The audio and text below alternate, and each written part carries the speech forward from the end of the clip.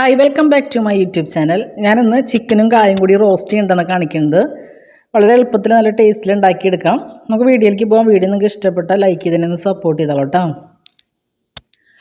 ആദ്യം തന്നെ ഒരു പാൻ അടുപ്പത്ത് വെച്ച് വെളിച്ചെണ്ണ ഒഴിച്ച് കൊടുത്തിട്ടുണ്ട്. വെളിച്ചെണ്ണ ചൂടാകുമ്പോൾ അതിലേക്ക് സവാള അരിഞ്ഞതും ഇഞ്ചി വെളുത്തുള്ളി പച്ചമുളക് ചതച്ചതും കറിവേപ്പിലും ചേർത്തൊന്ന് വഴറ്റിയെടുക്കാം.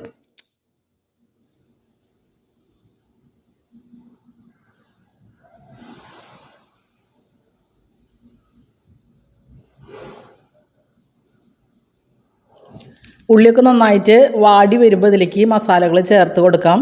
ചിക്കൻ മസാല 2 ടേബിൾ സ്പൂണും മല്ലിപ്പൊടി 1.5 ടേബിൾ സ്പൂണും മുളക് പൊടി 1 ടീസ്പൂണും മഞ്ഞൾപ്പൊടി 1/2 ടീസ്പൂണും കുരുമുളക് പൊടി 1 ടീസ്പൂണും ഗരം മസാലപ്പൊടി 1 ടീസ്പൂണും എടുത്തിട്ടുണ്ട്. അത് ഇതിലേക്ക് ചേർത്ത് പൊടിയുടെ പച്ചമണം മാറണ വരെ ഒന്ന് വഴറ്റിയെടുക്കാം.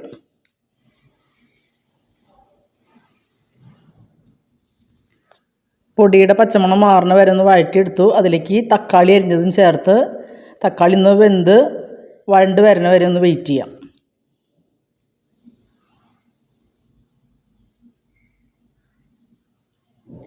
ഇനി ഇതിലേക്ക് ഉപ്പും മഞ്ഞൾപ്പൊടിയും മുളക് പൊടിയും കൂടി തിരുമ്പി വെച്ച ചിക്കനാണ് ഇട്ട് കൊടുക്കുന്നത്.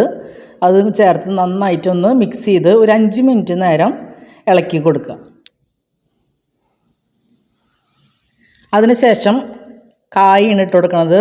കഴുകി വൃത്തിയാക്കി നന്നാക്കി വെച്ചിട്ടുള്ള കായ അതിലേക്ക് ഇട്ട് നന്നായിട്ട് മിക്സ് ചെയ്ത് ആവശ്യത്തിന് ഉപ്പും ചേർത്ത് മൂടി വെച്ച് വേവിച്ചെടുക്കാം.